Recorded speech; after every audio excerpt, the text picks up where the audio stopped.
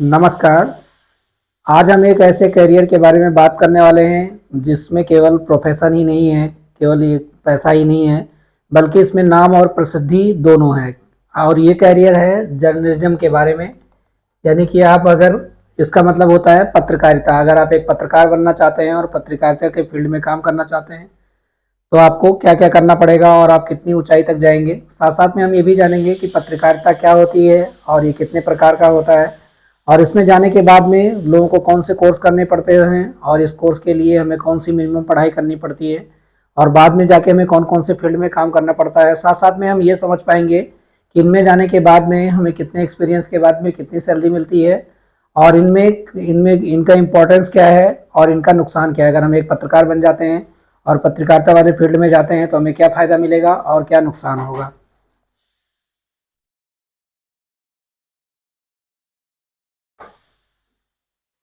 अब सबसे पहले हम ये समझते हैं कि जो जर्नलिज्म होता है वो वास्तव में होता क्या है, यानी कि पत्रकारिता क्या होती है। तो पत्रकारिता, हम बहुत सारे लोग ये जानते हैं कि जो पत्रकारिता होती है वो केवल जो टीवी के एंकर दिखाई देते हैं, जो न्यूज़ के सामने जो न्यूज़ पढ़ते हैं फ्रंट पे जो दिखाई देते हैं वही पत्रकार है, लेकिन ऐसा नहीं है। इनमें क्या करना होता है, इनका जो जर्नलिज्म होता है, जो पत्रकारिता होती है, इसमें न्यूज़ को कलेक्शन करना होता है।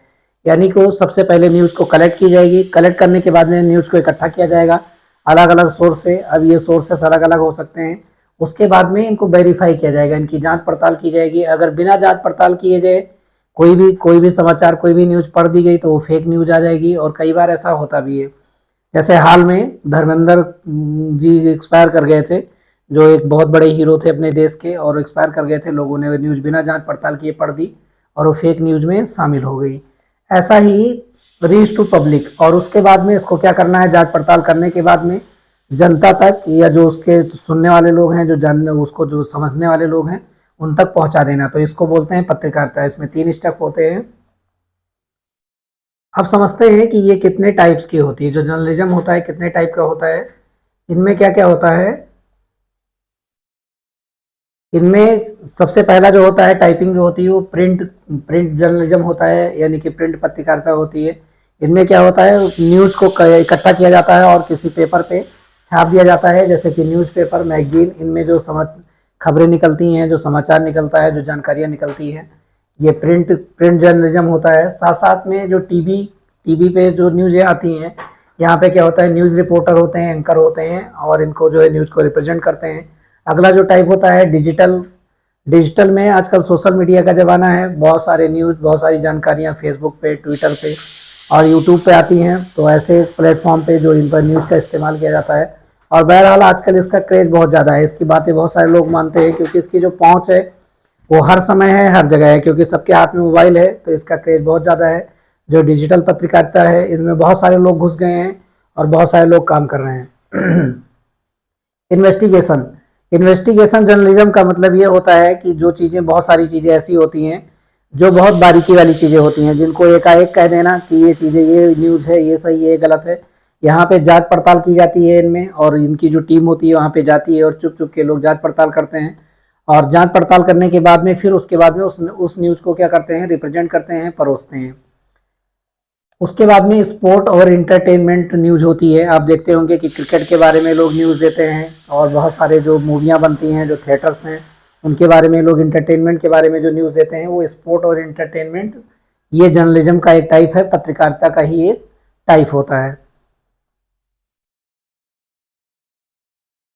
अब इसका इम्पोर्टेंस क्या है, इसका महत्व क्या है। अगर आप जो है कि एक ये बनते हैं, अगर आप ये बनते हैं तो इसके बाद में ये पत्रकारिता के क्षेत्र में जाते हैं तो इनका क्या इम्पोर्टेंस होगा, इनकी क्या ज़रूरत होगी। तो यहाँ पे क्या होगा कि आप ब्रिज बना पाएंगे। ब्रिज बनाने का मतलब है कि जो सत्ता में बैठे हुए लोग हैं, जो बड़े बड़े लोग हैं, जो सरकार के लोग हैं या बहुत उम्दा लोग हैं, उनके बीच में और पब्लिक के बीच में, यानी कि जो गवर्नमेंट के हैं, यानी कि हाई प्रोफाइल के जो लोग हैं, और साथ साथ में जो लोअर कैटेगरी के लोग हैं, जो नीचे रहने वाले लोग हैं, उनके बीच में आप संतुलन समझा पाएंगे। अगर सरकार कोई नियम कानून बनाती है तो वहाँ से उन नियम कानून को लेकर आप पब्लिक के बीच में बता पाएंगे कि ये वाला नाम नियम कानून आया है, आपको इससे क्या फ़ायदा होने वाला है, क्या नुकसान होने वाला है। साथ साथ में अगर पब्लिक के बीच में, जनता के बीच में अगर बहुत सारी समस्याएं हैं, उन समस्याओं को उठाकर इन सरकारों तक पहुंचा सकते हैं, और इनमें क्या हो जाएगा, बहुत सारा काम हो जाएगा।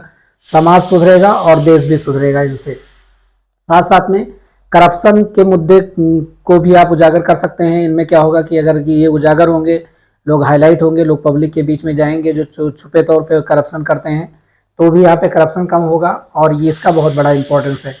प्रॉब्लम, बहुत सारी समस्याएं हैं पब्लिक के बीच में, बहुत सारी समस्याएं हैं सरकारों के पास में जो अपने काम को अच्छे से नहीं कर पा रहे हैं, और उनको पब्लिक का सपोर्ट चाहिए, और पब्लिक को ये काम करने के लिए सरकार का सपोर्ट चाहिए। तो ये सब सारी जितनी प्रॉब्लम है उनके लिए जो है बहुत बड़ा इंपॉर्टेंट है, और इनसे डेवलपमेंट ही होता है, विकास होता है। एजुकेट एंड अलर्ट, लोगों को सुरक्षित करने के लिए, जागरूक करने के लिए और शिक्षित करने के लिए भी इनमें न्यूज़ का बहुत बड़ा इंपॉर्टेंस है। जैसे देश में जैसी न्यूज़ चलेगी, जैसी खबरें चलेंगी, वैसे ही लोग उस चीज़ को अच्छे से समझ पाएंगे और अपने आप को जागरूक कर पाएंगे। या कोई भी नई चीज़ें हैं या कोई भी प्राकृतिक आपदा है, अगर न्यूज़ के माध्यम से अगर उनको मिल जाती है तो पहले से अलर्ट हो जाते हैं।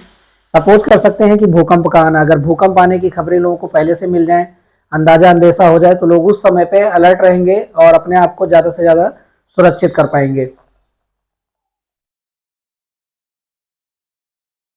अब इसमें जाने के लिए हमें कौन कौन से गुण की ज़रूरत होती है, कौन कौन से स्किल की ज़रूरत होती है, यानी हमारे पास में कौन सी स्किल होनी चाहिए और उस स्किल के माध्यम से हम लोग अच्छे से काम कर पाएंगे। तो सबसे पहली जो होती है कम्युनिकेशन। आपका जो कम्युनिकेशन होना चाहिए, यानी कि एक सूचना को दूसरे माध्यम, दूसरी जगहों तक जो पहुंचाने का जो माध्यम होना चाहिए। और कम्युनिकेशन दो टाइप का होता है, एक वर्बल कम्युनिकेशन होता है और एक नॉन वर्बल कम्युनिकेशन होता है। ये दोनों कम्युनिकेशन बहुत अच्छा होना चाहिए। वर्बल कम्युनिकेशन का मतलब होता है जो हम अपनी बात सामने वालों को बोल के बता रहे हैं और अच्छे से उस चीज़ को बता पा रहे हैं, रिप्रेजेंट कर पा रहे हैं, वो वर्बल कम्युनिकेशन है। और नॉन वर्बल कम्युनिकेशन होता है, उसमें क्या होता है कि उसमें हम चीज़ों को लिख के बताते हैं, बोलते नहीं है, लिख के बताते हैं। और बॉडी में जेस्चर पॉस्चर भी होता है, अपने बॉडी लैंग्वेज के द्वारा जो है लोगों को रिप्रेजेंट करते हैं, तो ये नॉन वर्बल में आता है। ये दोनों इस फील्ड में जाने के लिए बहुत अच्छा होना चाहिए। और जो बच्चे इसमें जाना चाहते हैं, अपना करियर बनाना चाहते हैं, उन लोगों को ये चीज़ें अपनी बहुत ज़्यादा डेवलप करनी चाहिए। साथ साथ में सेल्फ कॉन्फिडेंस, अपना जो सेल्फ कॉन्फिडेंस है वो बहुत अच्छा होना चाहिए, उस पर लगातार काम करना चाहिए। अपना ही कॉन्फिडेंस अगर लूज रहेगा तो आप सामने वाले को कैसे कॉन्फिडेंस कर पाएंगे और कैसे लोग स्टेज पे आप बोल पाएंगे, साथ साथ में कैसे लोगों को इंटरव्यू ले पाएंगे, ये चीज़ के लिए आपके लिए पॉसिबिलिटी नहीं बन पाएंगी। तो ये चीज़ें अच्छी होनी चाहिए। साथ साथ में क्यूरियोसिटी, यानी जानने की इच्छा होनी चाहिए, आपके अंदर नई नई चीज़ें जानने की जिज्ञासा होनी चाहिए, इच्छा होनी चाहिए, और जिससे आप उन सवालों का जवाब ढूंढें और अपने आप को संतुष्ट कर पाएँ। तो क्यूरियोसिटी यहाँ बहुत ज़रूरी है, और यह आपको अपने पूरे करियर में, पूरे लाइफ में रखना होगा और इसको इम्प्रूव भी करना होगा। आपके अंदर हॉनेस्टी होनी चाहिए, यानी जो चीज़ें आप परोस रहे हैं, जो न्यूज़ आप परोसना चाहते हैं, उनमें बैलेंस होना चाहिए। आप जो दो पक्ष है, एक पक्ष के लिए प्रॉब्लम है, एक पक्ष को सॉल्यूशन मिलना है, तो दोनों के लिए आपको अच्छे से काम करना है। आजकल हमेशा ब्लेम लगता रहता है मीडिया के ऊपर कि ये सरकार की तरफ से ये लोग बोल रहे हैं। एक मीडिया होती है जो सरकार के विपक्ष में ही हमेशा बोलती रहती है, तो दोनों अपने आप को बैलेंस नहीं कर पाते हैं। दोनों में बैलेंस होना चाहिए, जो सही है उसी बात को बोलना है, जो गलत है उस बात को मतलब गलत तरीके से बोलना है, जो सही है उसको सही तरीके से बोलना है, यानी कि बैलेंस बना के रखना है। और ये बहुत जिम्मेदारी भरा काम होता है, रिस्पॉन्सिबिलिटी होना बहुत ज़रूरी है। और अगर आप जिम्मेदार नहीं रहेंगे, आप जिम्मेदारी से और ईमानदारी से अपना काम नहीं करेंगे, तो ये पत्रकारिता के लिए भी ये नुकसानदेह होगा और लोगों के लिए भी और सरकारों के लिए भी नुकसानदेह होगा। आप समझते हैं कि इसके इसमें घुसने के लिए कौन से एजुकेशन और कोर्स की ज़रूरत होती है। तो अगर इंटरमीडिएट में 10+2 करने के बाद में अगर आपके पास में कोई भी स्ट्रीम है, 10+2 में है और वहाँ पे कोई भी स्ट्रीम है, चाहे आप आर्ट में पढ़ते हैं, चाहे आप साइंस में पढ़ते हैं, चाहे आप कॉमर्स में पढ़ते हैं, किसी भी स्ट्रीम से 10+2 करने के बाद में आपको क्या करना होगा कि BGMC यानी कि बैचलर ऑफ जर्नलिज्म का कोर्स होता है। मास कम्युनिकेशन में जर्नलिज्म एंड मास कम्युनिकेशन का कोर्स होता है, ये कर सकते हैं। इसके बाद में आप इसमें इंटर कर सकते हैं। इसमें मास्टर डिग्री भी होती है, मास्टर इन जर्नलिज्म और मास कम्युनिकेशन में होता है, और इसके बाद में भी आप इसमें घुस सकते हैं। इनमें बहुत सारे डिप्लोमा भी होते हैं, जर्नलिज्म में, मास कम्युनिकेशन में डिप्लोमा भी होता है। ये करने के बाद में और ये सारे कोर्सेज जो है ये 10+2 के बाद में डिप्लोमा भी होता है और ये बैचलर डिग्री भी होती है। और बैचलर डिग्री करने के बाद में बहुत सारे लोग मास्टर डिग्री भी लेते हैं। यहाँ पे क्या सिखाया जाता है, जो ये पढ़ाई होती है, जो कॉलेज होते हैं, इनमें क्या सिखाया जाता है, रिपोर्टिंग कैसे करना है, यानी कि न्यूज़ को कैसे कलेक्ट करना है, ज़मीनी हकीकत पे आप जाकर आपको जाना है, लोगों से बात करनी है और वहाँ से न्यूज़ लेके आना है, आपको समझना है कि ये चीज़ हुआ है कि नहीं हुआ है। एडिटिंग, इसमें न्यूज़ को लाने के बाद में, इकट्ठा करने के बाद में उनका एडिटिंग करना है, क्या उसमें आपको बाहर निकालना है, क्या जोड़ना है, और क्या चीज़ें सही गलत हैं, कैसे कैसे। 4 लोग अगर न्यूज़ को लेके आए हैं तो किन की कौन सी बातें लोगों को परोसनी है, कौन सी बातें हटा देनी है, एडिटिंग का पार्ट होता है, संपादन का पार्ट होता है, और साथ साथ में एंकरिंग, यानी कि उसको अच्छे तरीके से बोल के बताना जिससे लोगों को ज़्यादा अच्छे से समझ में आ जाए। जो एंकर टीवी के सामने बोलते हैं वो लोग एंकरिंग का काम करते हैं, और इन चीज़ों की पढ़ाई इसमें की जाती है। साथ साथ में इनमें मेडिकल लॉ पढ़ाया जाता है, यानी कि माफ कीजिएगा, मीडिया का लॉ पढ़ाया जाता है, यानी कि आपको कौन कौन से नियम कानून के दायरे में काम करना है, आपके लिए संविधान में कौन से प्रोविजन बने हुए हैं, आपको कौन से राइट्स हैं, क्या चीज़ें आपको करना है, क्या चीज़ें नहीं करना है, इसके बारे में ये जो मीडिया का लॉ होता है इनके बारे में इनमें पढ़ाया जाता है। जो ये पढ़ाई करवाई जाती है इनके बारे में आपको डिटेल में जानकारी दी जाती है। अब इनमें कैरियर अपॉर्चुनिटी क्या क्या है, यानी कि ये कोर्स करने के बाद में आप क्या क्या बन सकते हैं। तो एक रिपोर्टर बन सकते हैं। रिपोर्टर वो होता है जो ज़मीन पे जाके न्यूज़ को इकट्ठा करता है, चाहे वो प्रिंट मीडिया के लिए हो और चाहे वो इन्वेस्टिगेशन का पार्ट हो। इन्वेस्टिगेशन के बाद में रिव्यूअर भी होते हैं और कंक्लूजन निकालने वाले भी सीनियर्स होते हैं। तो इनमें जो रिपोर्टर का काम होता है ज़मीन पे जाके न्यूज़ को इकट्ठा करना, इन लोगों का काम होता है। न्यूज़ एंकर, और ये ऐसे लोग होते हैं जो न्यूज़ को रिप्रेजेंट करते हैं, लोगों के सामने बोलते हैं। अब ये रेडियो में भी हो सकता है और साथ साथ में टीवी प्लेटफॉर्म पे भी हो सकता है। एडिटर, एडिटर का काम क्या होता है, ये संपादक होता है, ये न्यूज़ को परोसता है। ये बहुत सारी एडिट करने के बाद में जो कलेक्शन होता है, एडिट करने के बाद में एंकर के सामने जो है लेके आता है, या फिर उसमें संपादित करता है प्रिंट मीडिया में। तो ये इनका एडिटर भी आप बन सकते हैं। कंटेंट राइटर, कंटेंट राइटर का मतलब है कि कोई कहानी, कोई स्टोरी, कोई क्रिमिनल की जो स्टोरियाँ होती हैं, और बहुत सारी ऐसी स्टोरी होती हैं, भक्ति की बहुत सारी स्टोरियाँ होती हैं, उनको बनाने के लिए लोग कंटेंट राइटर का काम करते हैं। तो इनमें भी लोग जा सकते हैं। और फोटो जर्नलिस्ट, फोटो जर्नलिस्ट वो जर्नलिस्ट होता है जो फोटो के माध्यम से, पिक्चर के माध्यम से अपनी न्यूज़ बताता है, अपनी न्यूज़ को लोगों के सामने जो है परोसता है। अब इनमें सैलरी की बात करें कि इनमें जाने के बाद में आपको कितने पैसे मिलेंगे, आप कितने पैसे कमा पाएंगे। तो सबसे पहले अगर आप स्टार्टिंग करते हैं, इनमें अपना कैरियर बनाते हैं, स्टार्टिंग करते हैं, तो आपकी सैलरी, ये एक आंकड़ा है, इनसे थोड़ा बहुत कम ज़्यादा हो सकता है, 12,000 से 25,000 के बीच में रहेगी। और अगर आप मिडिल लेवल में, यानी कि आपका एक्सपीरियंस जो है 2 साल से ज़्यादा हो जाता है, यहाँ फ्रेशर के लिए है 0 साल से 2 साल के बीच में, और यहाँ पे 3 साल से 5 साल के बीच में, या 2 साल से 5 साल के बीच में अगर आपका एक्सपीरियंस हो गया है, आप इस क्षेत्र में जुड़े हुए हैं, तो आप 30,000 से 60,000 रुपये के बीच में कमा सकते हैं। और अगर अपर लेवल में आपका ज़्यादा एक्सपीरियंस हो गया, 5 साल एंड एबव एक्सपीरियंस है, और आप धीरे धीरे प्रमोट करते हुए अपर लेवल में जाते हैं, तो यहाँ पे 60,000 से 1.5 लाख या इससे ज़्यादा पैसे भी कमाए जा सकते हैं। और बहुत सारे फेमस एंकर होते हैं। फेमस एंकर की जो सैलरी होती है, जिनको ज़्यादा से ज़्यादा लोग पसंद करते हैं, जिनकी न्यूज़ जो है ज़्यादा से ज़्यादा लोग देखते हैं, और अपने एक्सपीरियंस के बदौलत, अपने कम्युनिकेशन स्किल के बदौलत यहाँ तक पहुँचे हैं, तो इनकी जो सैलरी होती है 2 लाख या 2 लाख से ज़्यादा भी हो सकती है। अभी जो मीडिया में सामने आ रहा है कि लोगों को एनुअल पैकेज जो है 18 से 20 करोड़ के बीच में भी लेने वाले लोग इसी जर्नलिज्म में हैं, और इतने पैसे तक कमाए जा सकते हैं। अभी और समझते हैं कि अगर इनमें क्या फ़ायदा है, अगर आप एक पत्रकार बनते हैं, और इनमें क्या चुनौतियां हैं। तो ये फ़ायदा तो है ही है, इम्पोर्टेंस तो है ही यहाँ।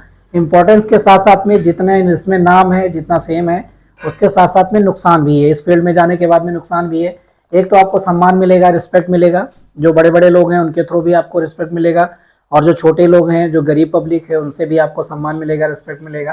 साथ साथ में आपको न्यू लर्निंग, समय समय पे जब भी नई नई चीज़ें आएंगी, आपके आपके अंदर क्यूरियोसिटी है, आपको सीखने का मौका मिलेगा, नई नई जानकारियाँ आपको मिलेगी। तो आजीवन जब तक आप इस फील्ड के साथ में जुड़े रहेंगे, कुछ ना कुछ पढ़ते रहेंगे, कुछ ना कुछ लोगों को बताते रहेंगे, आपको नई नई चीज़ें सीखने को मिलेंगी। साथ साथ में हैप्पी एंड एक्टिव लाइफ, आपका जीवन जो रहेगा वो खुश रहेगा और हमेशा एक्टिव रहेगा, क्योंकि आप नई नई चीज़ें सीखते रहेंगे। अब ये क्या होगा, यहाँ पे नुकसान क्या क्या है, मतलब इस फील्ड में जाने के बाद में क्या, इसमें काम करने का कोई फिक्स टाइम नहीं है, कभी भी न्यूज़ आ सकती है, कभी भी न्यूज़ बन सकती है। तो न्यूज़ को पढ़ने के लिए, न्यूज़ को कलेक्ट करने के लिए, न्यूज़ को संपादित करने के लिए आपको किसी भी टाइम पे जगना पड़ सकता है, आपको अपने वर्क पे काम करना पड़ सकता है। तो इसके लिए कोई फ्लेक्सिबल टाइम नहीं है कि हम इसी टाइम पे जाएंगे, ऑफिस टाइम में जाएंगे, काम करेंगे, ऐसा बिल्कुल नहीं है। जो पर्दे के आगे दिखाई देता है वो बिल्कुल सत्य नहीं है। पर्दे के पीछे में कितनी मेहनत करनी पड़ती है उन लोगों को मालूम है, जो इन फील्ड के साथ में जुड़े हुए हैं। साथ साथ में इनमें रिस्क बहुत ज़्यादा है। रिस्क क्या क्या हो सकता है, जो बड़े लोग हैं, अगर उनके खिलाफ आपने कुछ बोल दिया तो लोग आपके साथ पास में बहुत सारे केस कर सकते हैं, और बहुत सारे लोग तो आपको मरवा भी सकते हैं, और छोटे लोगों के साथ में अगर आपने अन्याय कर दिया है, पब्लिक के बीच में आप रिपोर्टिंग करने गए, तो आपको पब्लिक भी पीट के मार सकती है। ऐसे कई सारे पत्रकारों के साथ में इससे पहले हो चुका है, जब जो लोग जेल जा चुके हैं और बहुत सारे लोग गायब हो गए हैं और बहुत सारे लोग मारे जा चुके हैं। मेंटल प्रेशर, आपको काम के दौरान आपके पास में बहुत ज़्यादा वर्कलोड होने के बाद में जब न्यूज़ें आती हैं, जब समाचार आता है, बहुत ज़्यादा काम होता है, ऑफिशियल वर्क होता है और आपके पास में मेंटल प्रेशर बहुत ज़्यादा होता है। साथ साथ में अगर कुछ ट्रेजिडी हो गई, अगर आपने किसी के खिलाफ में कुछ अच्छा बोल दिया या किसी के साथ में कुछ बुरा बोल दिया, तो आपको बहुत सारा प्रेशर पर्सनल लाइफ में झेलना पड़ सकता है। तो ये है जर्नलिज्म का कोर्स और ये जर्नलिज्म से जुड़ी जानकारियाँ। तो जो बच्चे 10+2 पास करने के बाद में इस फील्ड में जाना चाहते हैं और अपना करियर इसमें बनाना चाहते हैं, उन लोगों को क्या इससे फ़ायदा है और क्या नुकसान है, वो अपने जीवन में कितना बेहतर कर पाएंगे या कितना अच्छा कर पाएंगे, इससे हमें मालूम चलता है। हम मिलेंगे अगले वीडियो में एक नए करियर के साथ में, एक नई जानकारी के साथ में। तब तक के लिए जय हिंद।